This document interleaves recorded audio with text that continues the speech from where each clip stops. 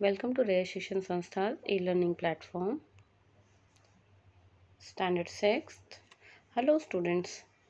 Today we'll be covering a beautiful story, that is The Sword in the Stone, and this is the part 1 of that, and that talks about the faithfulness and integrity. So let's start. King Arthur, famous in legend and history as one of the bravest and noblest kings of Britain, grew up as an orphan youth before destiny intervened in the form of his protector and guardian Merlin, the magician, to reveal his true identity to the people of Britain.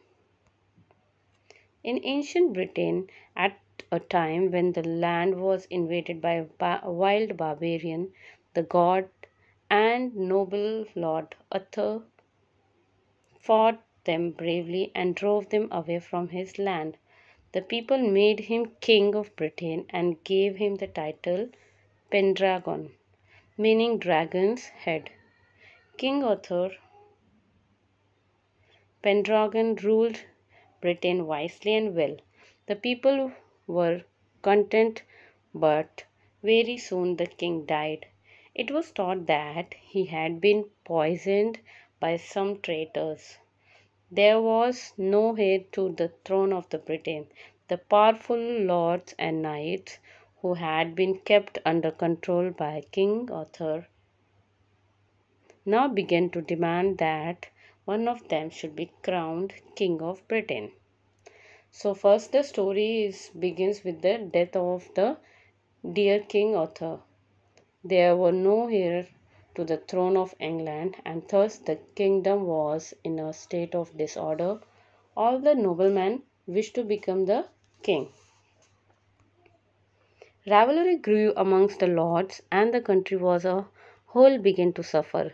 Armed robbers roamed the countryside, pillaging farms and fields. People felt unsafe and insecure in their own homes. Fear gripped the country and lawlessness prevailed over the divided kingdom. Nearly 16 years had passed since the death of Lord Arthur.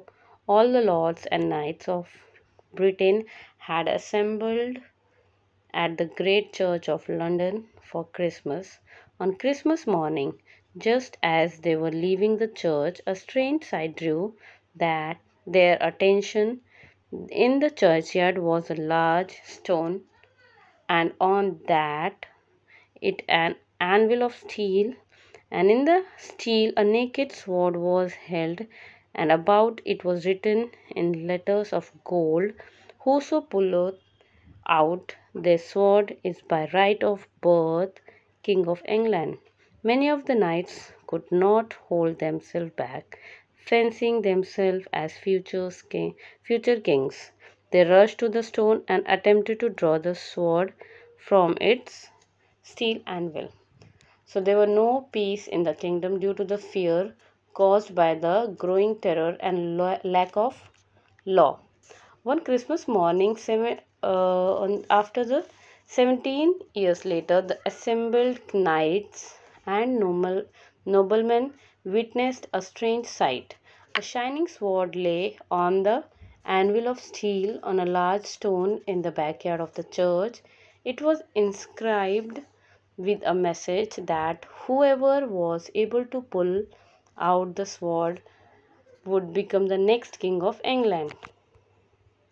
They pulled with all their mights, but none of them could so much as move the sword. Obviously, the man who might draw the sword and prove himself to be a rightful king is not amongst us this morning, said the archbishop. However, every man who wishes to try his hand at drawing the sword is free to do so. For the next few days, he who draws the sword will be crowned king. And to celebrate the appearance of this magnificent sword and prepare ourselves for the arrival of our future king, we will hold a magnificent tournament on New Year's Day. On New Year's Day, a great number of young and brave knights gathered to attend the church service.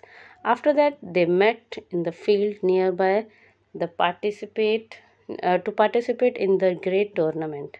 Dukes and counts, earls, barons, and knights crowded on the field.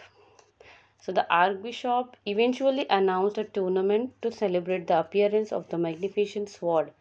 The noblemen were keen to try their lucks to win the throne. Finally, the tournament was held on the New Year's Day. All the noblemen, counts, Sir Hector, accompanied by his son Kay and also his adopted son Arthur, attended the event. All among them was Sir Hector, a noble knight. He was accompanied by his two sons, Sir Kay and young Arthur.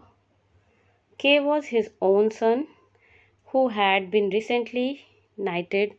Arthur, whom he had brought up as a foster son, was actually an orphan whom he had raised as his own son. The good Sir Hector loved both his sons dearly. As Sir Kay was preparing to join the tournament, he realized that he had left his sword behind at home. Hastily, he summoned his younger brother and said to him, Arthur, you want me to win this tournament, don't you? Then you must help me out. Take my horse and gallop home as fast as you can. Get my sword and rush back here at once. I'm going, called Arthur, rushing off at once. You shall have your sword sooner than you think. So it is revealed that to us that Kay forgot to carry his sword. So he asked Arthur to fetch it for him. Arthur sped off to fulfill his brother's command. As he rushed past the church, a glint of steel caught his eye, the blade of a sword shining brightly in the morning sun. The sword was mounted on an anvil on top of a block of marble right in the middle of the churchyard. It was the magic sword in the stone, but Arthur knew nothing about it. All he saw was a sword that was available for taking. Kay shall have his sword straight away, Arthur said to himself. He ran up to the stone, seized the sword by the handle, and just drew it out effortlessly.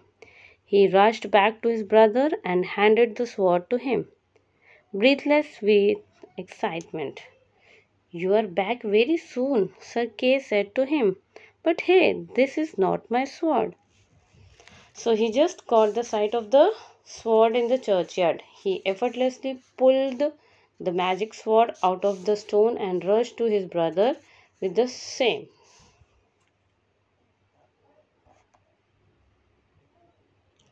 No, it's not, smiled Arthur. I thought it would take me too long to get home and bring your sword. I found this sword in the churchyard. It looked good, and I thought you could use it just for today. We'll, of course, put it back when the game's over. So Arthur said that this is not yours, but we will just put it back when the game's over. Thank you.